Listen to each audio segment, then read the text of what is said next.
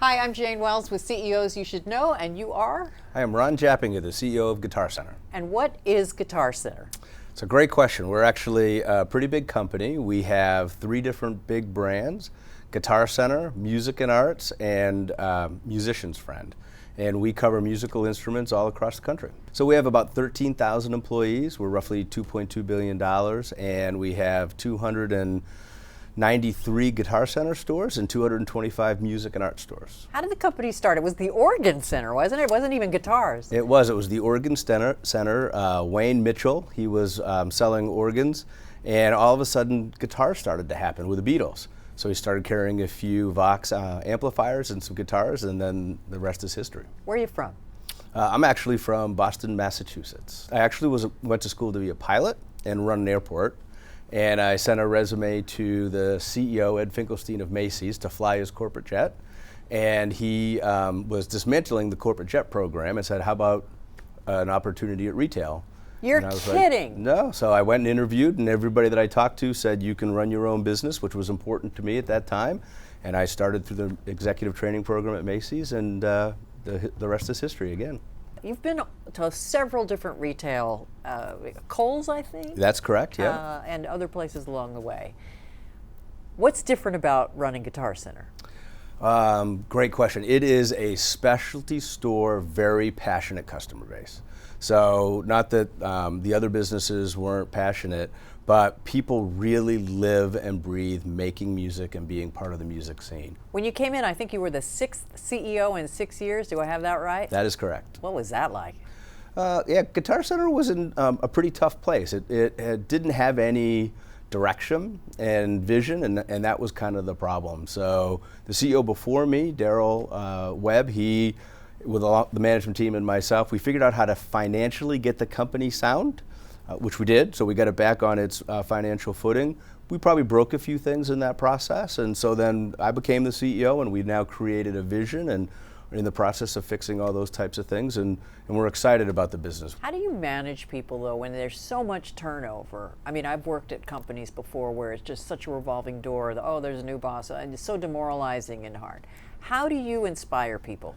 Yeah, I think it's another great question. We've worked hard at that. So we're creating opportunities for people to come into the organization, really get grounded in who we are, what we're about, and what we're trying to do.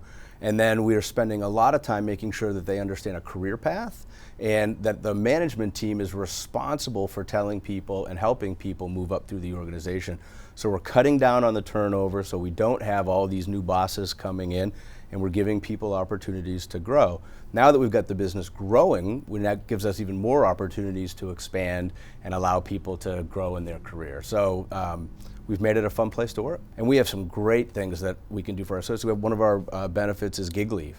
So you come work for us, and all of a sudden you're in a band, you're going to go across the country and play. You go off and do that, and your job's right there for you when you come back. What do you see changing in musical tastes? Are people gravitating to one set of instruments or something? What's going on?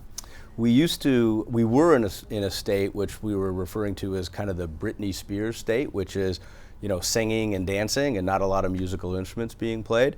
And we're seeing a movement back towards musical instruments. So guitars and drums and some of the more traditional products that you would play are starting. Ukuleles, that we were talking about earlier, are coming back. And then, of course, there's all kinds of tech products, recording, and all the things that are happening with people putting stuff on YouTube and social media. So it's a good time. Everything seems to be moving in a direction where people are really, in fact, trying to make more music. And out with my head of stores, and we were walking the store, and just kind of a typical store walk, and all of a sudden somebody started playing Stairway to Heaven on the guitar. And pretty soon somebody started playing drums on the other side of the store to Stairway to Heaven. And then pretty soon somebody got a microphone and started singing the same song. And the entire store just stopped and watched these people play, and then they were done, and everybody clapped and moved on. It was fantastic. And by the way, that happens in our stores all the time. So we've put lessons facilities in all of our stores, and making sure that the customer, as well as all of our associates, know that we give lessons. And that's a big change, because way back in the beginning of Guitar Center, we didn't have lessons. And in fact, we thought lessons were a bad thing, that the rock and roll guy didn't want to have a bunch of kids hanging around. And it's turned out not to be true. Everybody loves music. They love passing music on to the next generations.